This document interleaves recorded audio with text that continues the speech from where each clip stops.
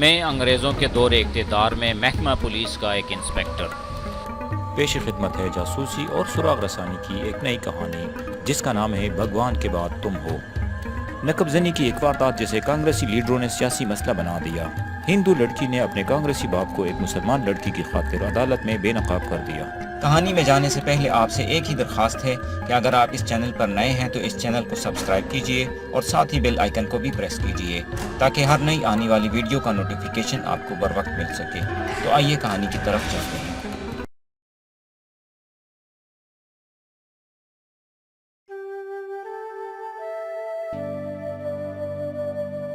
کیونکہ مجرموں نے وہاں بیٹھ کر دیوار توڑی تھی اور پھر اس جگہ سے تماشائیوں نے کھرے مٹا دیے تھے۔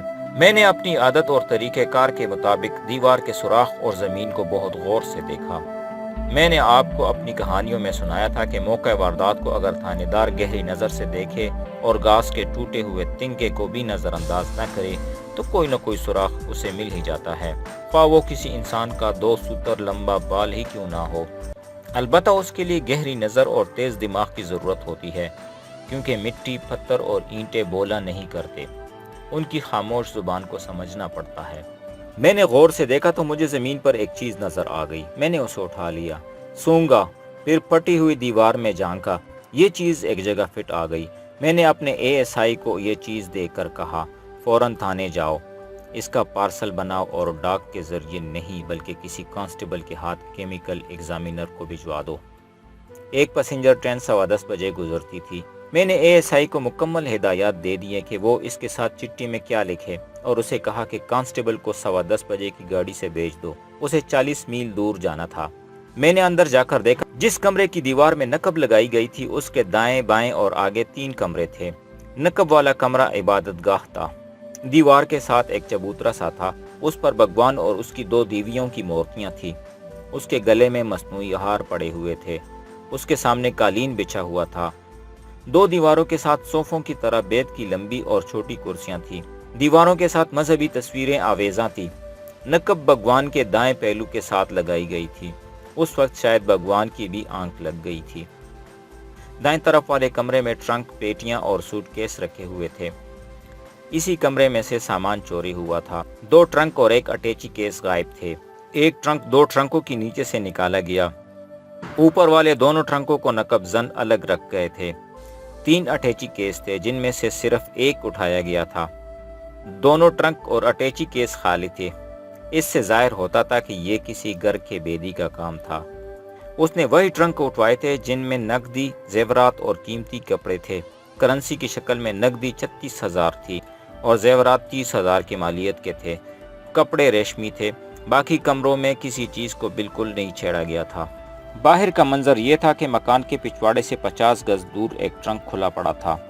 اس کا تالا بہت مضبوط تھا لیکن بڑی صفائی سے توڑا گیا تھا۔ کپڑے کچھ اس کے اندر رکھے ہوئے تھے اور کچھ باہر بکھرے ہوئے تھے۔ دوسرا ٹرنک میدان کے کنارے پر تالاب کے قریب پڑا تھا۔ اس کا تالا زیادہ مضبوط اور پیچیدہ تھا، لہٰذا ڈھکنے کے پیچھے والی سلاخ نکال کر سائز کی فوٹو الگ تھی۔ یہ ایک جوان آدمی کی فوٹو تھی۔ میں نے 2 تصویریں جیب میں ڈال لی۔ پھر میں نے دونوں ٹرنکوں کو اچھی طرح دیکھا۔ اس دوران میرا ذہن خودکار مشین کی طرح سوچتا رہا کہ یہ واردات کس کی ہو سکتی ہے۔ ذہن بار بار ان نامی گرامی ڈاکوؤں کی طرف جاتا تھا جو جنگلوں اور بیابانوں میں سے گزرنے والی شاہراہوں پر بڑے پیمانے کی رہزنی کیا کرتے تھے۔ اس کے علاوہ 2 گروہوں کی صورت میں قصبوں اور دیہات میں ڈاکے ڈالا کرتے تھے۔ یہ ڈاکو نقب کم ہی لگایا کرتے تھے۔ وہ دلیر لوگ تھے، پولیس کا باقاعدہ مقابلہ کرتے تھے۔ انگریز بھی ان کے ہاتھوں پریشان ہو گئے تھے۔ ہندوستان کے بعض علاقوں میں ایسے ڈاکو بھی تھے جو چیلنج کر کے آیا کرتے تھے۔ میرے تھانے کے علاقے میں ایسے 2 اشتہاری ڈاکو تھے۔ ان میں پربت نام کا ڈاکو زیادہ خطرناک تھا۔ وہ قتل کی 11، ڈاکے کی 17، رہزنی کی 12 اور اغوا کی 5 وارداتوں میں مطلوب تھا۔ دوسرا ڈاکو نرسنگ مونا تھا۔ یہ داڑھی اور سر کے بالوں کے بغیر سکھ تھا، اس لیے اسے مونا کہتے تھے۔ وہ بھی قتل، ڈکیتی، رہزنی، اغوا اور گرفتاری سے بچنے کی مسلح کوشش کی بہت سی وارداتوں میں مطلوب تھا۔ پربت اور نرسنگ مونا کے طریقے واردات میں نقب زنی شامل نہیں تھی۔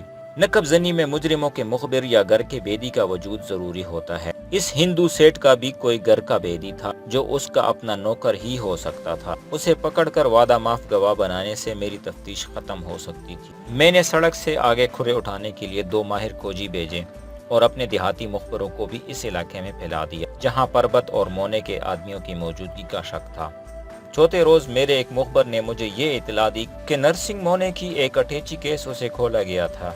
उसमें कुछ कपड़े पड़े थे और कुछ बाहर बिखरे हुए थे।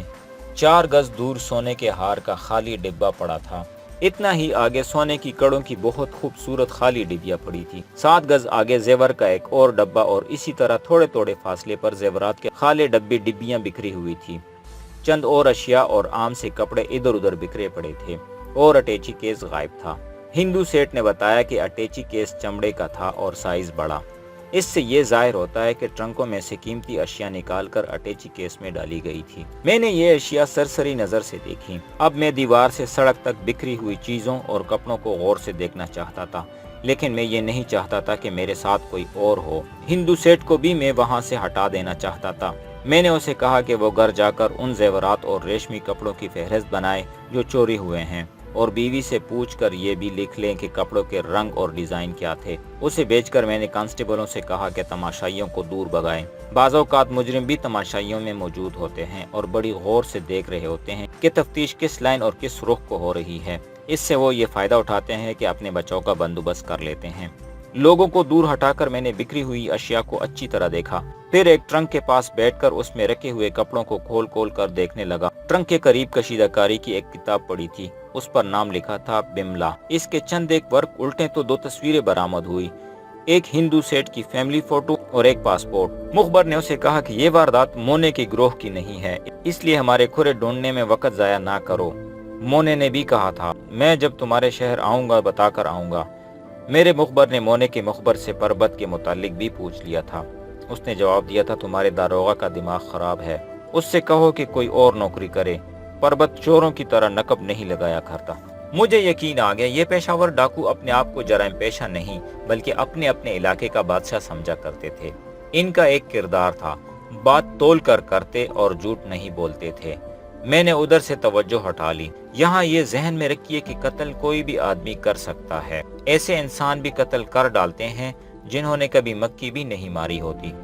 ये फौरी इश्तिआल और जज्बे इंतकाम से मगलूब हो जाने का नतीजा होता है। मगर डाका और नकबजनी सिर्फ पेशावरों का काम है।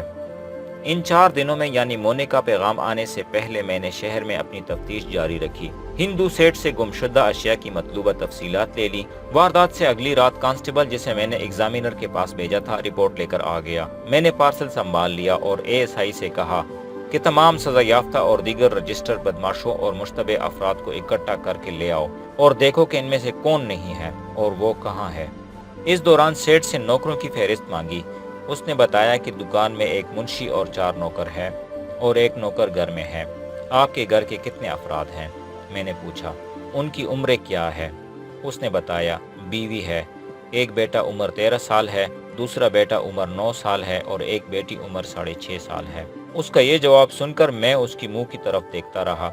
उसने मेरी नज़रों से बचने के लिए इधर उधर देखना शुरू कर दिया और जब उसने मेरी तरफ देखा तो मैं अभी तक उसकी आंखों में देख रहा था।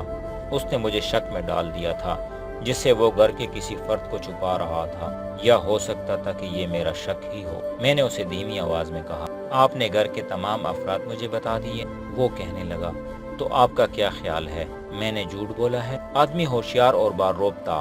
क्या आपको ये शक है कि मेरे घर में मेरी औलाद ने डाका डाला है? अभी मैं आपसे 20 ऐसी बातें पूछूंगा जिससे आप सटपटा जाएंगे। मैंने उसे तहम्मुल से कहा, मुझे इस वारदात की तफ्तीश करनी है जो आपके ताउन के बगैर मुमकिन नहीं। मुझे तो अभी ये भी देखना है कि आपने जेवरात की इंश्योरेंस तो नहीं कराई थी, और क्या इंश्योरेंस की रकम हासिल करने के लिए ये नकबजनी आपका अपना ही ड्रामा तो नहीं? जरा तमीज से बात करो इंस्पेक्टर, उसने हाकिमों की तरह मुझे डांटा। तुम नए हो, मुझे जानते नहीं, मैं गवर्नर तक पहुंचने वाला आदमी हूँ। मैं हंस पड़ा और उसका हाथ अपने हाथ में दबाकर कहा, मेरे लिए ये कोई मुश्किल नहीं कि मैं आपको नहीं जानता, अलबत्ता आपको ये मुश्किल पेश आएगी कि आप मुझे नहीं जानते। मैं यकलख्त कुर्सी से उठा और लहजे में संजीदगी पैदा करके कहा, आप तशरीफ ले जा सकते हैं। اور اپنے رویے میں صبر اور تحمل پیدا کرنے کی کوشش کریں۔ آپ کو زیورات کی ایک ایک آئٹم اور گمشدہ رقم کی پائی پائی واپس دلاؤں گا۔ میں گورنر تک پہنچنے والا آدمی نہیں ہوں، معمولی سا داروغہ ہوں، لیکن آپ کا یہ وہم دور کرنا چاہتا ہوں کہ گورنر اپنے قانون کے تحفظ کے لیے آپ کے ساتھ نہیں، صرف میرے ساتھ تعاون کرے گا۔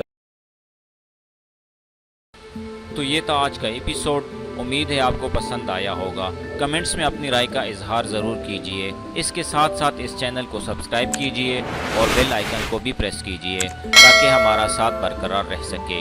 شکریہ، ملتے ہیں ایک نئی کہانی کے ساتھ، تب تک کے لیے خدا حافظ۔